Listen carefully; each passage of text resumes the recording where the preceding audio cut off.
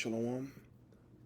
First and foremost, I want to begin by giving all praise, honor, and glory unto Yahweh, Bahashem Yahushai, Bahashem Rechachudash. Double honors to the elders and to the apostles of our millstone, and in our respect to the brothers that they're pushing and spreading the gospel of Yahweh, Bahashem Yahushai, to the four corners of the world.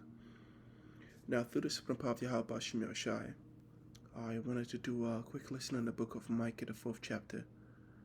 And Lord willing, this will be edifying. In fact, I actually want to begin with the book of Luke, the 21st chapter, because there has been, the Lord is working, man. The Lord is, he's working on our behalf, right? And so the book of Luke, the 21st chapter, beginning with verse 25, it says, "And there shall be signs in the sun, and in the moon, and in the stars, and upon the earth distress of nations." This is concerning the last days. Yahushua speaking. It says, "And there shall be signs in the sun, and in the moon, and in the stars, and upon the earth distress of nations, with perplexity, and the sea and the waves roaring, men's heart failing them for fear, and for looking after those things which are coming on the earth. For the powers of heaven shall be shaken." The day of the Lord, man.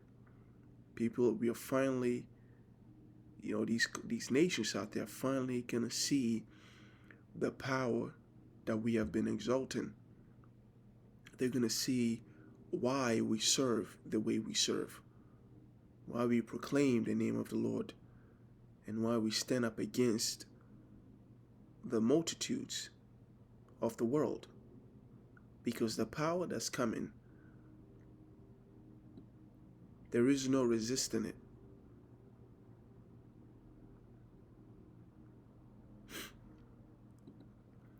For the powers of heaven shall be shaken. It's talking about the ultimate destruction. "And then shall they see the Son of Man coming in a cloud with power and glory.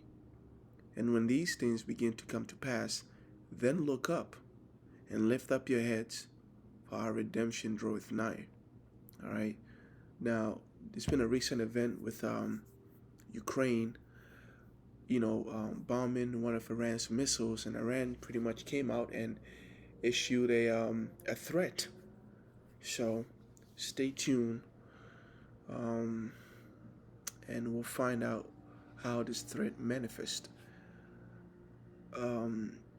So beginning with the book of Micah, the 4th chapter, actually, when you go to the last, the very last verse of chapter 3, it talks about, therefore Zion shall, Micah 3 and 12, "Therefore shall Zion for your sake be plowed as a field," meaning because of the wickedness of Israel, right, the nation of Israel as a whole, Zion, right, shall be plowed as a field. In other words, it will be given to the heathens.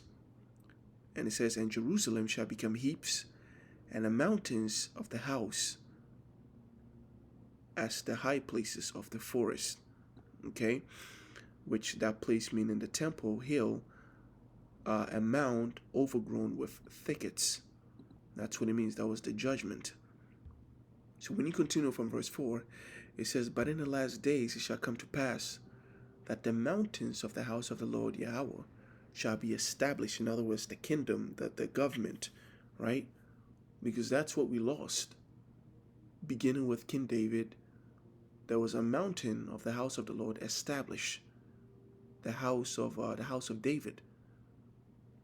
But because of iniquity, it was lost.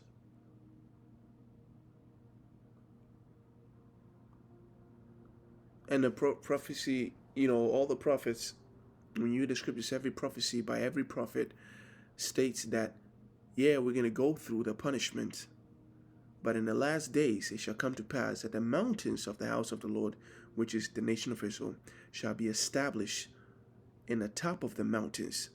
It's going to be the supreme kingdom, the empire, the only one world government. And it shall be exalted above the hills, other nations, other government, other powers, and people shall flow right onto it. In other words, that's where they're gonna what? That's where they're gonna what? Serve, worship. Just like you have Babylon, why the scripture says that she sitteth on top of what? Many tongues, many nations, really on top of the kings of the earth. And that's where people flow to it. All right. So, verse 2 says, and many nations shall come and say, come, let us go up to the mountains of the Lord. Because that's what they look up to. That's the structure, right, that they will be influenced by. And let us go up to the mountain of the Lord, Yahweh, and to the house of the God of Jacob, and he will teach us of his ways, and we will walk in his paths. For the law shall go forth of Zion, and the word of the Lord Yahweh from Jerusalem. Right? So it's not just going to be it's going to be the source of wisdom, right? When the kingdom of heaven is established, you're not going to have it like you have this world today, where you're going to have, like, different religions, different, styles of government. You have a democracy, you have some kind of a republic, right? Communism, a kingdom, people with kings. There isn't going to be any of that. There's only going to be the style of Israel, the thought process of Jake, the religion of Jake, the kingdom of Jake. There will be, because of how the Lord is going to make the nation of Israel, no one is going to look at it and think there's a better idea, there's a better way to go about things. That's why the scripture says that they will beat their weapons, right, their swords and their pruning hooks, and their spears into what? Into farming tools, because there will be no need to overthrow this kingdom. That's the reason for weapons. That's the reason for armies. The reason an army exists is because there is someone who they oppose. But in the kingdom of heaven, it's not going to be like that. And so Micah 4:3 says, and he shall, and many people shall come and say, come, let us go up to the mountain of the Lord Yahweh, and to the house of the Lord of Jacob, and he will teach us of his ways, and we will walk in his path. For the law shall go forth from Zion, and the word of the Lord from Jerusalem. And he shall judge amongst many people, and rebuke strong nations afar off. And they shall beat their swords into plowshares, and their spears into pruning hooks. Nation shall not lift up a sword against a nation, neither shall they learn war any more, because what the nations have been looking for, it has been found and be made manifest in the nation of Israel. They are looking for perfection. They are looking for peace. They are looking for abundance, right? Yeah, after they serve their captivity, once they pay for what they've done to the nation of Israel, whatever it is that they're looking for, whether wisdom, right, knowledge, they want to learn the mysteries of the universe. They want to learn how to live things right, long life, medicine, architecture. I mean, any discipline of knowledge will come through Israel in its perfection. That's why there will be no need to learn war anymore, because everybody will come to one conclusion. We will all be one because of the glory that the Lord will show in his nation. That's why we will be the bearers of the name of the Lord.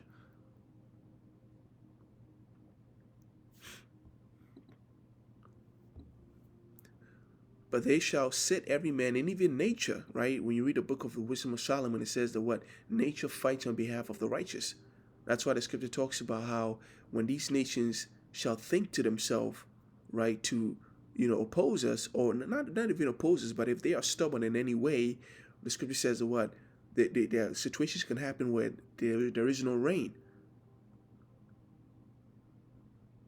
Right? We can judge them with all kinds of natural disasters.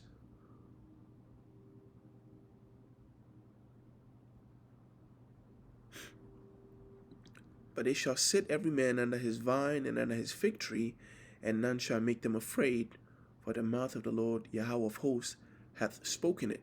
Right? So the nation of Israel shall receive what? Rest.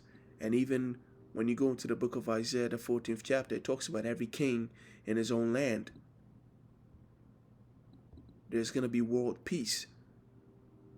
See, these elites out here are trying to establish world peace, but that's not something that the Lord gave them. The Lord gave him a sword. He didn't give him peace. And even when he gave them knowledge and the wisdom, it was only applicable in destruction. That's why the scripture says, "What the tender mercies of the wicked are cruel." Everything that they make, thinking is good, there has to be some kind of side effect. They make technology, but it causes brain rot. They make medicine, but then it causes other sickness. They give food, but it can kill you.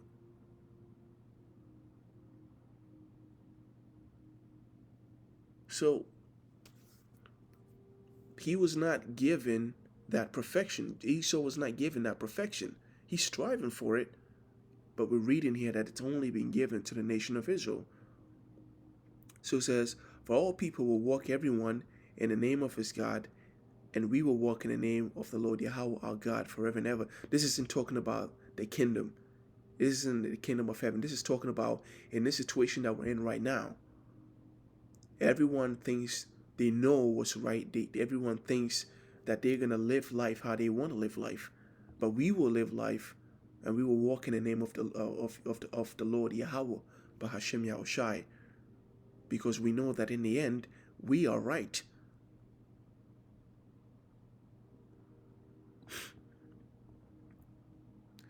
In that day, saith the Lord Yahweh, will I assemble her that halteth, and I will gather her that is driven out, and her that is afflicted, right?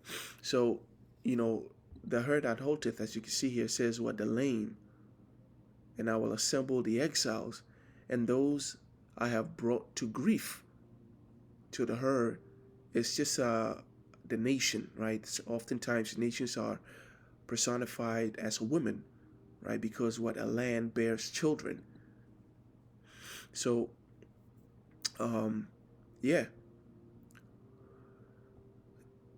And I will make her that halteth a remnant, and her that was cast far off a strong nation, and the Lord Yahweh shall reign over them in the Mount Zion from hence, even forever.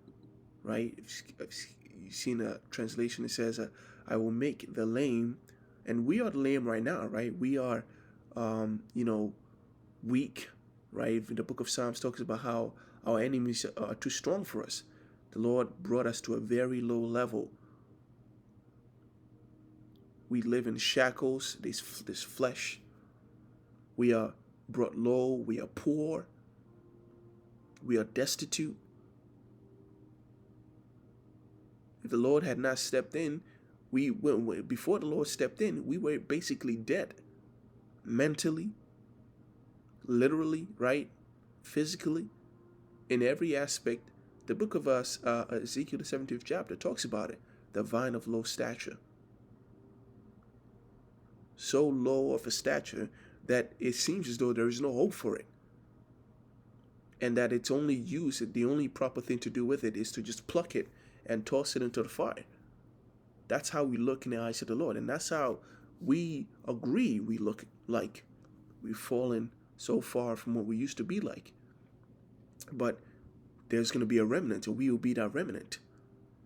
See, the other wicked Israelites out there, the 2/3 in the land of Israel, and the wicked Israelites that are around the world, they are also going to be destroyed. They will come back in the kingdom, but they are not the remnant.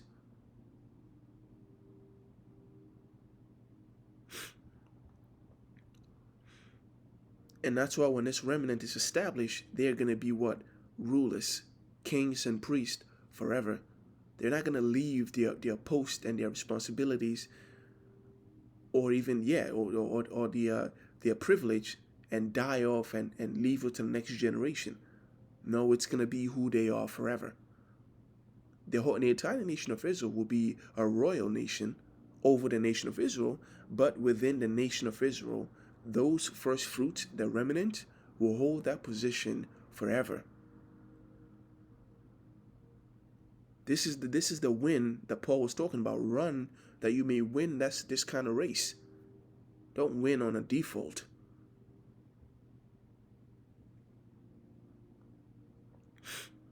And thou, O tower of the flock, the stronghold of the daughter of Zion, unto thee shall it come, even the first dominion.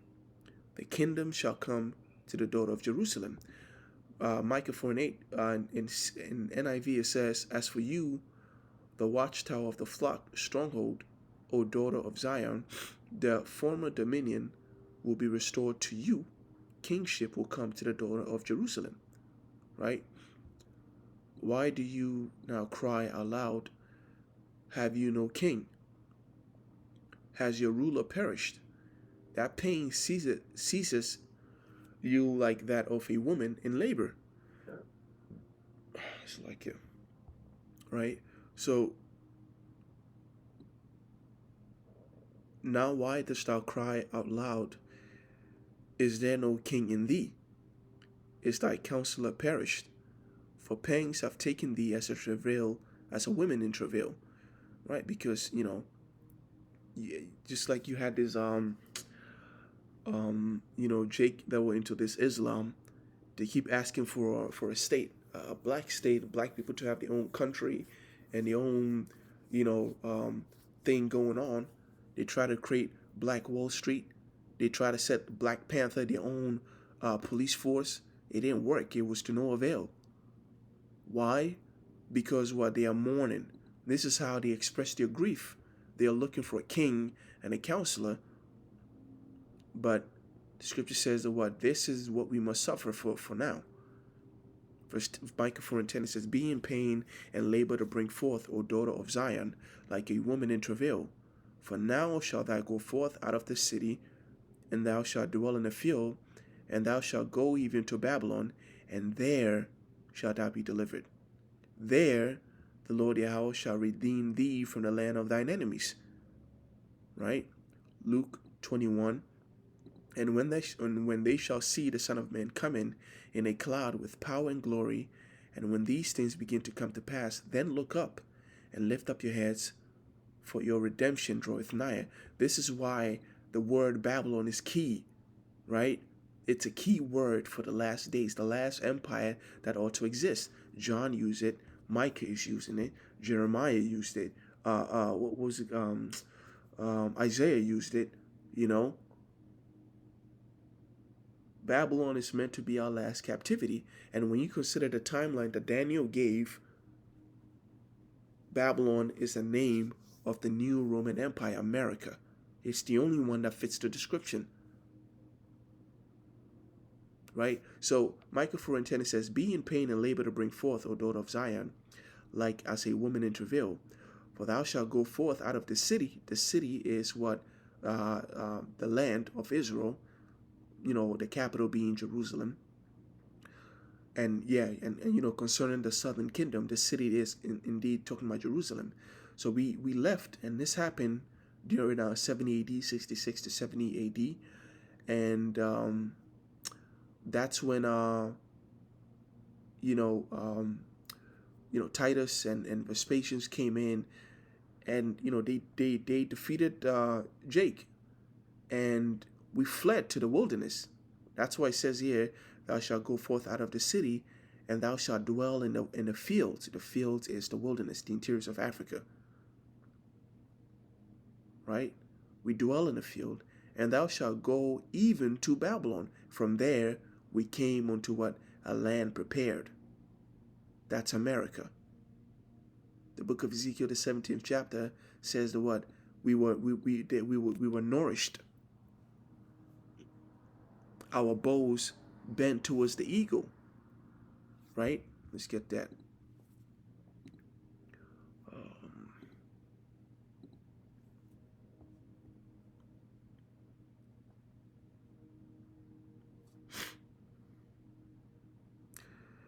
There was also another great eagle with great wings and many feathers, and behold, this vine did bend her roots towards him, and shot forth her branches towards him, that he might water it by the forest of her plantation. But there was another eagle with a powerful wings and full of plumage. The vine now sent out its roots towards him from the plot where it was planted, and stretched its branches out to him for water. This is where we were nourished, in Babylon. Okay? Because this is twofold. This prophecy is twofold. It applied back then in the ancient days when the Babylonians came in, and it applies here too in America. Because if you keep reading the book of Ezekiel, the 17th chapter, it talks about how the same branch that was of low stature that's described here, it's the same branch that's going to be what? Exalted. Here, Ezekiel 17:22 through 24. All right. And so when you go to Micah 4th chapter, this is it. We go from the land of Israel, which happened in 70 AD, the city. Then thou shalt dwell in the field, the interiors of Africa, and thou shalt go even to Babylon. Babylon is America. And there thou shalt be delivered. There the Lord Yahweh shall redeem thee from the hand of thine enemies. Now also many nations are gathered against thee that say, let her be defiled, let our eye look upon Zion. And this is what they do. The enemies, the nations are our enemies. But they know not the thoughts of the Lord Yahweh, neither understand they his counsel. For he shall gather them as sheaves onto the floor. Okay, the floor is the valley of Jehoshaphat. Gathering them as sheaves, meaning he's going to put them together. Arise and thresh, O daughter of Zion, for I will make thine horn iron, and I will make thy hoofs brass, and thou shalt beat in pieces many people, and I will consecrate their grain unto the Lord, and their substance unto the Lord of the whole earth. When you go to the book of Micah, the 5th chapter, it expounds on this terror that the nation of Israel is going to bring upon them. I shouldn't have used that word, but hey, it is what it is, right? So there it is, Micah 5:8. Treading down, we will be as young lions among a flock of sheep. That's what it's talking about. So the Lord is going to gather them, and he was going to bring them down, and in their destruction, he was going to bestow upon us the power. And then we will what? We will recompense, reward him.